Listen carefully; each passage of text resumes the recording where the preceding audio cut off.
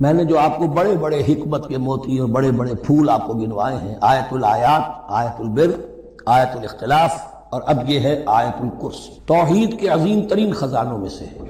ہی سیدۃ آیات القرآن، حضور نے فرمایا یہ تمام آیات قرآنی کی سردار ہے۔ جس طریقے سے آیت بر اور سورۃ العصر میں ایک نسبت ہے کہ ہدایت اور نجات کی شرائط ساری کی ساری ایک چھوٹی سی صورت میں اللہ نے جمع کر دی، والعصر ان الانسان لفی خسر الا الذین آمنوا وعملوا الصالحات وتواصوا بالحق وتواصوا بالصبر، لیکن اس کی تفصیل ایک آیت میں آئی، وہ آیت البر ہے۔ چنانچہ جو منتخب نصاب ہم نے مرتب کیا ہے دعوت قرآن کے لیے، میں پہلا درس سورۃ العصر کا ہے اور دوسرا درس آیت البر کا ہے۔ جو نسبت سورۃ العصر میں ہے کہ وہ سورت ہے، یہ آیت ہے، لیکن اس آیت میں کئی صورتیں نکل سکتی ہیں حجم کے اعتبار سے سورۃ العصر کے برابر۔ یہی نسبت ہے سورہ اخلاص میں، 4 آیتیں، توحید کا عظیم ترین خزانہ، اور یہ آیت الکرسی، یہ آیت ہے۔ سورہ اخلاص اس میں 4 بن جائیں گی حجم کے اعتبار سے، لیکن اسے حضور نے ثلث قرآن قرار دیا ہے۔ توحید کے موضوع پر جامع ترین سورت الاخلاص، لیکن توحید اور خاص طور پر توحید فی الصفات کے موضوع پر عظیم ترین آیت یہ آیت الکرسی۔ اللہ لا الہ الا ہو، اللہ وہ معبود برحق ہے جس کے سوا کوئی الہ نہیں، بڑا کیٹیگوریکل۔ الحی القیوم، وہ زندہ ہے از خود اور باخود، اس کی زندگی مستعار نہیں ہے۔ وہ جو کہا ہے کہ مانگ کے لائے تھے 4 دن، 2 آرزو میں کٹ گئے 2 انتظار میں، عمر دراز مانگ کے لائے تھے۔ اللہ کی زندگی ہے، اس کی از خود زندگی کسی کی دی ہوئی نہیں، اور اس زندگی میں کوئی ضعف نہیں، کوئی کمزوری نہیں، کوئی احتیاج نہیں۔ آگے آ جائے گا، نہ اسے نیند آتی ہے نہ اونگ آتی ہے۔ قیوم، خود اپنی جگہ وہ زندہ جاوید ہستی ہے، اور باقی ہر شے کا وجود اس کے حکم سے قائم ہے، کوئی شے قائم نہیں ہے بغیر اس کے اذن کے۔ تو گویا کہ الحد، احد اور الصمد، اللہ اپنی جگہ احد، لیکن باقی پوری کائنات کے لیے صمد ہے۔ جو سورہ اخلاص میں 2 الفاظ آئے ہیں، قل هو اللہ احد اللہ الصمد، اللہ حی ہے اور قیوم ہے۔ لا تاخذہ سنۃ ولا نوم، اس پر غالب نہیں ہو سکتی نہ نیند نہ اونگ۔ لہ ما فی السماوات و ما فی الارض، آسمان اور زمین میں جو کچھ ہے اسی کا ہے، ملکیت تامہ، ملکیت حقیقی اس کی ہے۔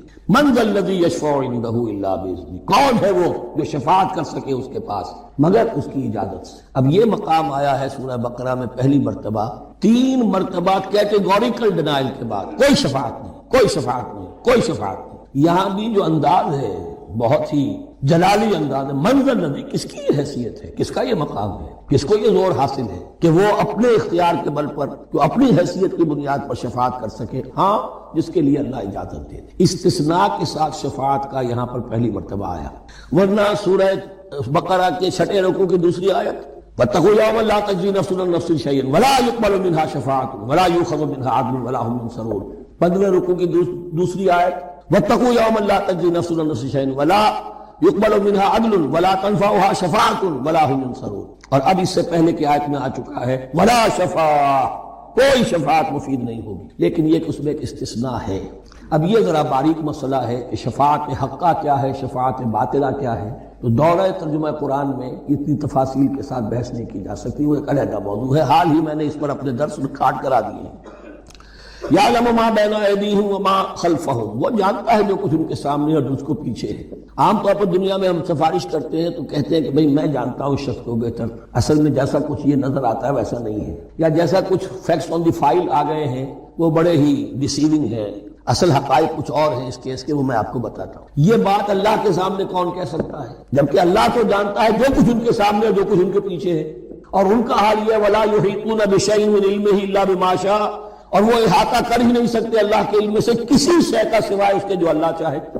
باقی ہر ایک کے پاس علم جو ہے اللہ کا عطائی علم ہے، دیا ہوا علم ہے، محدود علم ہے، بڑے سے بڑا رسول ہو، بڑے سے بڑا ولی ہو، بڑے سے بڑا فرشتہ ہو۔ لا علم لنا الا ما علمتنا، ہم پڑھائیں 4 رکوع میں، تو کون کہہ سکتا ہے؟ من ذا الذی یشفع عنده الا باذنہ یعلم ما بین ایدیہم وما خلفہم ولا یحیطون بشیء من علمہ الا بما شاء وسع کرسیہ السماوات والارض، اس کی کرسی تمام آسمانوں اور زمین کو محیط ہے۔ اب کرسی کے 2 مفہوم یہاں ہو سکتے ہیں، ایک یہ کہ اس سے جو معنی مراد ہے یعنی اس کا اقتدار، اس کی قدرت، اس کا جبر، اس کا اختیار، یہ اتھارٹی پوری کائنات کو، یہ بھی ہو سکتا ہے کہ اللہ تعالیٰ کے لیے ہم نہیں جان سکتے، یہ آیات متشابہات میں سے ہیں کہ کوئی شے بھی ہو واقعتاً جس کو ہم اسے کرسی کہہ سکیں، عرش، کرسی، ان سب کے بارے میں یہ دونوں باتیں ذہن میں رکھیے۔ یہ بھی ہو سکتا ہے کہ ان کی کوئی مجسم حقیقت ہو جو ہمارے ذہن سے، ہمارے تخیل سے ماورا ہے، اور یہ بھی ہو سکتا ہے اس سے استعارہ مراد ہو، اس کا اقتدار و اختیار آسمانوں اور زمین پر چھایا ہوا ہے۔ آپ نے سنا ہوگا حضور نے سورہ رحمان کے بارے میں فرمایا ہے، سورۃ الرحمان عروس القرآن، یہ سورہ رحمان جو ہے یہ قرآن کی دلہن ہے۔ جیسے دلہن کو آپ خوشنما لباس پہناتے ہیں، آراستہ پیراستہ اس کو گہنے اور اس کو زیور پہناتے ہیں، تو جس طریقے سے سجاتے ہیں آپ دلہن کو، اللہ تعالیٰ نے ایک سورت قرآن مجید میں ایسی رکھی ہے سورہ رحمان کی، اسے خوب سجایا ہے۔ اس میں الفاظ کا در و بست، اس کا اپنا ایک ڈیوائن میوزک ہے۔ وہ تو اللہ تعالیٰ قراء جو ہے خاص طور پر مصر کے قراء، اللہ تعالیٰ ان پر رحمت نازل فرمائے، ان کی خطاؤں سے درگزر کرے۔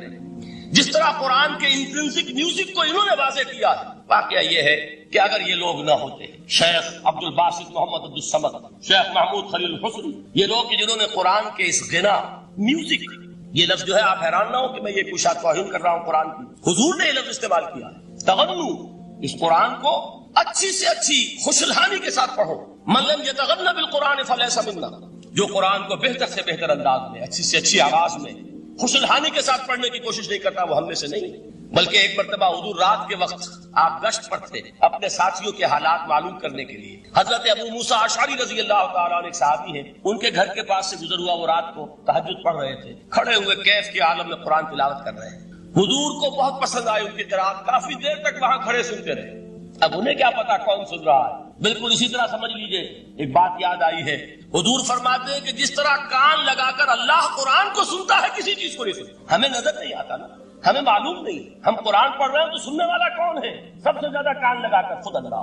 یہاں اس لیے مجھے یاد آیا کہ ابو موسیٰ اشعری کو کیا پتا تھا کہ کون سن رہا ہے، وہ اپنی کیفیت میں نماز میں تہجد میں قرآن کی تلاوت کر رہے تھے، اور ظاہر بات ہے ان کے گھر ایکڑوں میں بنے ہوئے نہیں تھے، ایک ایک کمرہ، ایک ایک کوئی حجرا، ایسے تو گھر تھے نا صحابہ کے، لہذا حضور پاس سے گزرے، آواز آئی، کافی دیر سنتے رہے۔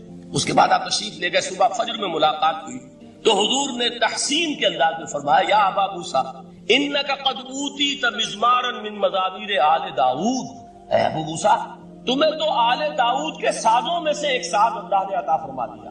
جس طرح حضرت داؤد، لہن داؤدی مشہور ہے کہ جب وہ پچھلے پہر رات کو حمد کے ترانے الاپتے تھے، قرآن میں ہے کہ پرندے شامل ہو جاتے تھے ساتھ، اور پہاڑ وجد میں آتے تھے، پہاڑ بھی ان کے ساتھ شریک ہوتے تھے۔ تو جس طرح کا اللہ نے ان کو لہن عطا فرمایا تھا، حضور نے تحسین کے انداز میں فرمایا ہے ابو موسیٰ اشعری، اللہ نے تمہیں بھی آل داؤد کے سازوں میں سے ایک ساز عطا فرمایا ہے۔ بہرحال قرآن مجید کا جو یہ میوزک ہے، قرآن کے الفاظ کا جو حسن ہے، جہاں تک حسن معنوی ہے وہ تو ہر لفظ میں ہے، لیکن یہ حسن ظاہری، حسن صوتی، حسن لفظی، یہ اپنے کلائمیکس پر آپ کو نظر آئے گا سورہ رحمان۔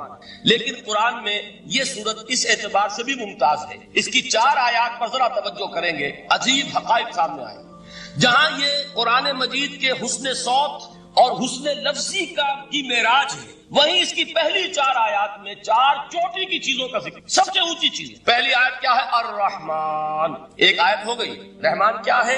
اللہ کا نام ہے۔ کبھی آپ نے غور کیا اللہ کے ناموں میں سب سے پیارا نام کون سا ہوگا؟ رحمان۔ کیوں؟ اس کا مادہ کیا ہے؟ رحمت۔ ہمیں سب سے بڑھ کر جس چیز کی ضرورت ہے وہ کیا ہے؟ رحمت خداوند۔ نام اچھی طرح سن لیجئے اس حضور کے قول کو۔ حضور فرماتے کوئی شخص جنت میں مجرد اپنے عمل کی بنیاد پر داخل نہیں ہو سکے گا جب تک کہ رحمت خداوندی دستگیری نہ کرے۔ کسی صحابی نے بڑی ہمت اور جرأت کا ثبوت دیا کہ پوچھ لیا کیا حضور آپ بھی؟ جب آپ نے فرمایا کوئی شخص داخل نہیں ہو سکتا جنت میں محض اپنے عمل کی بنیاد پر جب تک کہ رحمت خداوندی جو ہے وہ دستگیری نہ فرمائے۔ پوچھا گیا کیا آپ بھی؟ آپ نے فرمایا ہاں میں بھی۔ آپ انداز کیجئے کہ اگر محمد الرسول اللہ بھی رحمت خداوندی کے ضرورت مند ہوں تو تاب دیگراں چے رسد، ہماری تو سب سے بڑی ضرورت رحمت خداوندی۔ اب یہ رحمت جو ہے قرآن مجید میں اللہ تعالیٰ کی یہ شان 2 الفاظ کے ذریعے سے آتی ہے، رحیم اور رحمان۔ اور کوئی مادہ نہیں ہے جس سے 2 نام بنتے ہوں اللہ، لیکن یہ مادہ ہے واحد رحمت کا کہ جس سے رحمان بھی ہے رحیم بھی ہے۔ رحیم صفت مشبہ ہے، رحمت دائم ہو جائے گی، مستقل ہوگی تو رحیم کہیں گے، اور رحمان اس میں رحمت کی ہے وہ شان ہے کہ جیسے ٹھاٹھے مارتا ہوا سمندر ہو، ہیجان کی کیفیت، طوفانی کیفیت، رحمت خداوندی کا طوفانی جوش، وہ ہے رحمان۔ آپ تو رہتے اس علاقے میں ہیں، آپ کو معلوم ہے عرب اگر بھوکا مرا جا رہا ہو تو کیا کہے گا؟ انا جوعان. پیاسا مرا جا رہا ہو انا عطشان. بہت غضبناک ہوگا غضبان آصفہ قرآن میں آیا، بہت غضبناک. رحمان جس کی رحمت جو ہے جوش میں ہے، ٹھاٹھے مارتے ہوئے سمندر کے مانے. تو یہ اللہ تعالیٰ کے ناموں میں سب سے پیارا نام. اب آگے چلیے. الرحمن علم القرآن، رحمان نے قرآن سکھایا. رحمت خداوندی کا سب سے بڑا مظہر، رحمان کی رحمانیت کا سب سے بڑا مظہر قرآن ہے. ان میں جو منطقی ربط ہے اس کو سمجھتے جائیے. اچھا آپ یہ سوچئے، جو علم بھی انسان کو حاصل ہوا وہ کس نے دیا؟ اللہ نے. سائنس کا علم کس نے دیا؟ اللہ نے. علم آدم الاسماء کلھا، وہ علم الاسماء جو حضرت آدم کو دے دیا گیا تھا ازل میں، یہ اسی کا ظہور ہے، یہ اسی کی ایکسفولیشن ہے جو ہو رہی ہے اور ہوتی رہے گی ابھی. اور جو اور دوسرے علم ہے وہ کس نے دیا؟ اللہ نے. لا یحیطون بشیء من علمہ الا بما شاء. مخلوق میں سے کوئی اللہ کے علم میں سے کسی شے کا احاطہ نہیں کر سکتا مگر وہ جتنا اللہ دینا چاہے. لیکن یہ کہ تمام علوم میں چوٹی کا علم قرآن. نوٹ کرتے جائیے، چوٹی کی چیزیں جمع کی. اللہ کے ناموں میں چوٹی کا نام رحمان. اللہ نے جو کچھ انسان کو سکھایا اس میں چوٹی کا علم قرآن. خلق الانسان، انسان کو پیدا فرمایا. سوال یہ کہ حیوانات کو کس نے پیدا فرمایا؟ آسمان کس نے پیدا کی؟ زمین کس نے پیدا کی؟ فرشتے کس نے پیدا کی؟ کیا مطلب خلق الانسان؟ اس کی تمام مخلوقات میں اس کا کلائمیکس، اس کی تخلیق کی معراج، اس کے تخلیق کا نقطہ عروج انسان یہ ہے کہ جو مسجود ملائک بنا ہے. وَلَقَدْ كَرَّمْنَا بَنِي آدَمَ وَحَمَلْنَاهُمْ فِي الْبَرِّ وَالْبَحْرِ وَرَزَقْنَاهُمْ مِنَ الطَّيِّبَاتِ وَفَضَّلْنَاهُمْ عَلَى كَثِيرٍ مِّمَّنْ خَلَقْنَا تَفْضِيلًا. تو تخلیق میں سب سے اونچی تخلیق انسان، علموں میں سب سے اونچا علم قرآن کا، اللہ کے ناموں میں سب سے اونچا نام رحمان. تقاضے پورے کرو. تقاضے کیا ہے؟ ایمان ہے تو عمل درست ہونا چاہیے، ایمان ہے تو جہاد ہونا چاہیے، ایمان ہے تو جان اور مال کھپانی چاہیے. تو جو ایمان دوسرے لوگ جس طرح لائے ہیں، حمزہ بھی تو ایمان لائے ہیں، آخر ان کا راستہ تمہیں نظر نہیں آ رہا؟ ابو بکر ایمان لائے ہیں، ان کی طرح ایمان لاؤ. تو انہوں نے کیا کہا؟ انؤمن کما آمن السفہاء. کیا مسترا ایمان لائے جیسے یہ بے وقوف لائے؟ سفیہ کا لفظ تو سبھی جانتے ہیں، یہ سفہاء کسے کہہ رہے ہیں؟ آپ نے پڑھا تو بہت مرتبہ ہوگا ان آیات کو، کبھی سوچا کس کو کہہ رہے ہیں؟ وہ ابو بکر کو کہہ رہے ہیں، وہ حمزہ کو کہہ رہے ہیں، وہ عمر کو کہہ رہے ہیں. ان کی تو مت ماری گئی. غر ہؤلاء دینہم، انہیں تو کوئی ہوش ہی نہیں. 2 مرتبہ حضرت ابو بکر نے وہ کام کیا ہے کہ ہر ورلڈلی وائڈ انسان یہ کہے گا کہ حماقت کی ہے، جس کے سامنے دنیا ہے. جب ہجرت کے لیے حضور تشریف لے جا رہے تھے، 40,000 درہم کا سرمایہ تھا جبکہ حضرت ابو بکر ایمان لائے. مکے کے چوٹی کے تاجروں میں سے تھے جو ملک التجار کہلاتے. لیکن اب وہ روپیہ کہاں خرچ ہوا؟ بلال کو خریدا، روپیہ دے کے خریدا یا ویسے ہی خرید لیا؟ آزاد کر دیا. ابو فقی کو خریدا، آزاد کر دیا. 6 ہیں غلام اور کنیزیں محمد رسول اللہ پر ایمان لانے والے جن کو ابو بکر نے اپنے پیسے سے خریدا اور آزاد. یہ روپیہ تو پگھل رہا ہے نا. جو تھوڑی بہت پونجی رہ گئی ہے، تو جب حضرت حضور ہجرت کے لیے تشریف لے جا رہے، وہ ساری پونجی اپنے ساتھ لے گئے، گھر والوں کو چھوڑ کر گئے. بوڑھا باپ، اندھا ابو قحافہ، بعد میں وہ بھی ایمان لے آئے. اور یہ ابو بکر ہے کہ جن کی 3 نسلیں ایک وقت میں موجود تھی مسلمانوں کی. ابو قحافہ مومن، ابو بکر مومن، اور ابو بکر کی اولاد مومن، عائشہ، اسماء اور ابو بکر اور عبد الرحمن ابن ابی بکر. یہ کون ہے؟ تو 3 نسلیں جس کی بیک وقت رہی ہیں ایمان میں، وہ شاذ لوگ ہیں، ان میں ابو بکر. لیکن یہ کہ اس وقت تک ابو قحافہ ایمان نہیں لائے تھے، والد نابینا تھے. تو والد ہے، بیٹیاں ہیں، حضرت عائشہ، حضرت اسماء، حضرت رضی اللہ تعالیٰ عنہما، بیوی ہے. کچھ نہیں چھوڑ کے گئے، ایک پیسہ. جب باپ کو معلوم ہوا بیٹا چلا گیا محمد کے ساتھ صلی اللہ علیہ وسلم، سخت غصے میں ہے، پیٹ تاب میں ہے. اب ہمارا کون والی وارث ہوگا؟ کون ہے ہماری خبرگیری کرنے والا؟ بیٹیوں سے، پوتیوں سے اپنے پوچھتے کچھ چھوڑ کے بھی گیا کہ نہیں؟ ان کا ہاں ابا جان. کیا کیا انہوں نے؟ کبھی پڑھے ہیں واقعات؟ کچھ کنکر روڑے لیے، ایک کپڑے میں پوٹلی بنائی اور اندھے دادا کا ہاتھ اوپر پھروایا. دیکھیے دادا جان، یہ چھوڑ گئے ہیں، یہ مال ہے، یہ سونے اور چاندی کے سکے ہیں، ابا جان ہمیں ایسے نہیں چھوڑ کر گئے. واقعہ کیا ہے کہ ایک پیسہ نہیں چھوڑا ابو بکر نے گھر والوں کے لیے. سب کچھ لے گئے کہ کیا پتا محمد کے ساتھ جا رہا ہوں، کس وقت کیا ضرورت پیش آ جائے صلی اللہ علیہ وسلم. تو یہ کوئی عقل مندی کی بات ہے؟ اپنے غریبانوں میں جھانکی آپ یہ عقل مندی کریں گے؟ کہیں چاہے نہ، یہ بات دوسری ہے. لیکن یہ کہ اس इसको कौन हम में से अक्लमंदी कहेगा। इसी तरीके से जब ग़ज़वा तबूक का वक्त आया, वो वाकया तो बहुत मशहूर है। हजरत उमर फरमाते हैं कि उस जमाने में मेरे पास इत्तेफाकन पैसा बहुत था। मैंने ये सोचा दिल में कि इस मरहले पर तो मैं अबू बकर से बाजी ले जाऊंगा। मुसाबकत उनमें भी थी, लेकिन नेकी की मुसाबकत, खैर की मुसाबकत, इन्फाक फी सबीलिल्लाह की मुसाबकत। तो मैंने सोचा कि मैं बाजी ले जाऊंगा। मैंने क्या किया, कुल दौलत जो थी उसके 2 हिस्से किए, एक हिस्सा घर रखा और एक लाके हुजूर की खिदमत में पेश कर दिया।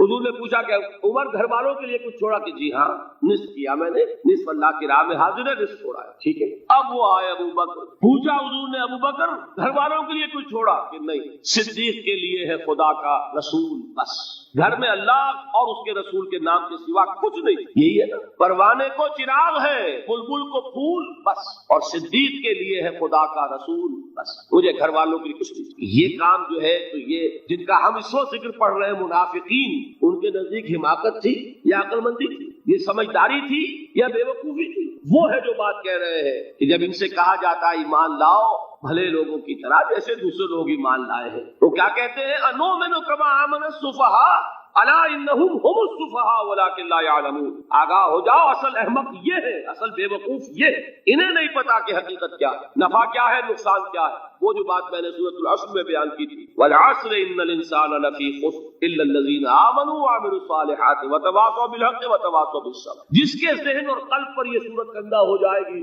उसके नजदीक अक्लमंदी ये है कि सब कुछ अल्लाह की राह में लगा दो। जिसके दिल में ये बात बैठी नहीं, उसके लिए अक्लमंदी ये है कि बचा बचा कर रखो, छुपा छुपा कर रखो, सुबह कर रखो। अक्लमंदी का उसमें तकाजा कुछ और, इसमें तकाजा कुछ और। लेकिन यहाँ भी फरमाया वलाकिन ला यअलमून, इन्हें अभी इल्म नहीं है। इससे पहली आयत में भी फरमाया वलाकिन ला यशऊरून, इन्हें शऊर नहीं है। देखिए, मैं आपको बता रहा था, ये वो गैर शऊरी निफाक है, ये बढ़ता चला जा रहा है। पहले झूठा बहाना था, फिर झूठी कस्में हुई, फिर दुश्मनी हो गई सादिकुल ईमान, जो जान और माल लगा रहे हैं, निछावर कर रहे हैं, परवाना वार अल्लाह पर, अल्लाह के दीन के ऊपर निसार कर रहे हैं अपने आप को, उनसे अदावत, उनसे दुश्मनी, उनका बुग़्ज़, ये 3rd स्टेज तक पहुंच गए।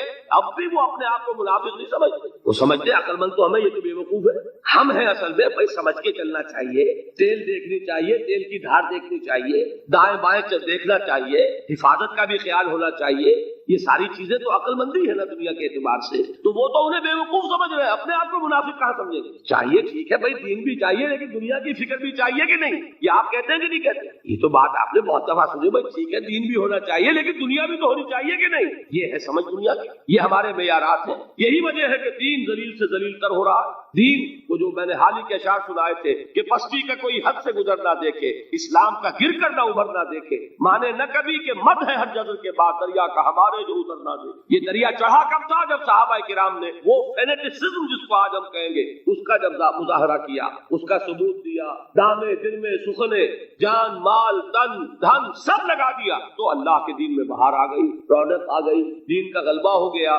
और जब हम अपने समझ कर रखेंगे तो जाहिर बात है कि उसका तो फिर जो हश्र होगा वो वही। दीन में कमजोरी, हमारी दुनिया जो है फल रही है, फूल रही है, दीन जो है वो कमजोर होता चला। ये है 3rd स्टेज इस निफाक की, कि जिसके बाद अब कोई इम्कान वापसी का नहीं। ये गैर शऊरी निफाक, जान लीजिए कि ये नहीं है कि माजी ही माजी में था, अब इसका कोई इम्कान नहीं, ये ना समझिए। अब भी ये निफाक जो है, ये मैं बता दूं आपको, एक आम आदमी है, दीन का तकाजा ही सामने नहीं है, उसे पता ही इतना है कि अल्लाह के दीन का तकाजा नमाज रोजा, वो नमाज रोजा कर रहा है, उस पर निफाक का हमला नहीं होगा। उसको आप कह दें कि उसकी समझ कम है, उसका शऊर कम है, उसे पता नहीं है, दीन के तकाजों से वाकिफ नहीं है, वो बचा हुआ है, वो महफूज है। वो जो मैंने आपसे कहा था परसों, और एक साहब ने जवाब दिया मुझे बाद में कि आज आपने जो बात कही है तो कल लोग कम आएंगे, आपने डरा दिया कि ये जो तकाजे दीन के सामने आ रहे हैं तो इससे जिम्मेदारी बढ़ रही है। अब जिसने समझ लिया है फिर पीछे रहे, वो निफाक के खतरे में है। जिसे समझ ही नहीं है वो फिर भी कोई ना कोई उज़्र पेश कर सकेगा कि अल्लाह इन मौलवियों से पूछ जिन्होंने हमें बताया नहीं, इन्होंने तो दीन के तकाजे हमें ये बताए नहीं, इन्होंने तो हमें नूर और बशर में चक्कर दे के लड़ाए रखा, इनसे पूछ। असल जो मुजरिम जो है वो ये है, वो वाकया ये है कि किसी दर्जे में बचेंगे कि दीन चाहता क्या है, दीन के तकाजे क्या है, तौहीद की हकीकत क्या है, शिर्क की हकीकत क्या है, इसकी तरफ अगर तवज्जो ही नहीं दिलाई जा रही और उस गरीब को पता ही नहीं, उसे पता ही सिर्फ ये है कि खड़े होकर सलाम पढ़ने में इतना फायदा होता है, वो पढ़ रहा है बेचारा, लिहाजा उसका मामला आसान है बनिस्बत उस शख्स के जिसके समझ में आ गया हो, बात उसने पाली हो। दीन ये चाहता है, दीन अपना गलबा चाहता है, علامہ اقبال نے غالب پر ایک جو نظم لکھی ہے باغ درا میں ہے، اس کا ایک شعر بڑا پیارا ہے: گیسوئے اردو ابھی منت پذیر شانہ ہے، شمع یہ سودائی یہ دل سوزی یہ پروانہ۔ یہ دین جو ہے یہ تو چاہتا ہے کہ اہل ایمان پروانہ وار اس شمع پر نثار ہو، جانے لگا دو، گردنیں کٹوا دو۔ وَلَا تَقُولُوا لِمَن يُقْتَلُ فِي سَبِيلِ اللَّهِ أَمْوَاتٌ بَلْ أَحْيَاءٌ وَلَٰكِن لَّا يَشْعُرُونَ۔ اور اگر اس سے پیچھے ہٹیں گے، قدم پیچھے ہٹا نہیں کہ نفاق کی زد میں آئے نہیں، وہ نفاق کی پہلی stage, second stage, third stage, وہاں پہنچ گئے، واپسی نہیں۔ اس کے لیے ایک اور دو آیات میں چاہتا ہوں کہ اس سے اس حقیقت کو اور سمجھ لیں اچھی طرح، تاکہ کوئی اشکال نہ رہ جائے۔ ایک آیت تو میں نے شروع میں پڑھی تھی، ایک نہیں ہے یعنی ایک جگہ سے سورہ عنکبوت، اور ایک آیت ہے سورہ حج کی، وہ میں نے شروع میں تلاوت نہیں کی۔ سورہ حج کی آیت دیکھیے، اس قدر پیاری آیت ہے، دوسرے رکوع کے اندر آپ کو آیت ملے گی۔ سورہ حج 17ویں پارے میں ہے، نصف کے بعد شروع ہوتی ہے، اور اس کے دوسرے رکوع وَمِنَ النَّاسِ، اور لوگوں میں سے کچھ ایسے بھی ہیں، مَن يَعْبُدُ اللَّهَ عَلَى حَرْفٍ، جو اللہ کی بندگی کرنا چاہتے ہیں کنارے پر کھڑے ہو۔ ایک ہے منجھار میں کودنے والے کہ ہر کے بعد ماں کشتی درا بنداختے، جیسے کہ طارق نے کیا تھا، ادھر ساحل اردوس پر قدم رکھا، ادھر کشتیوں میں آگ لگا دی، کہ کسی کے دل میں خیال ہی نہ آئے کہ واپسی بھی ہے، کوئی کسی کے ذہن میں سوال ہی پیدا نہ ہو کہ اب گھر واپس جانا ہے۔ طارق جمر کنارہ اندو سفینہ سو، گفتند کارے تو رہے عقل و خرد خطاس۔ دیکھیے وہی عقل اور بے وقوفی والی بات آ گئی، لوگوں نے کیا یہ طارق کیا کیا، عقل مندی کی روح سے تو یہ غلطی کی تم نے۔ عقل تو یہ سکھاتی ہے کہ ذرا سنبھل کر چلو، جذبہ یہ کہتا ہے کہ نہیں، واپسی کا کوئی سوال۔ اس نے اقبال نے یہی نقشہ کھینچا ہے کہ بے خطر کود پڑا آتش نمرود میں عشق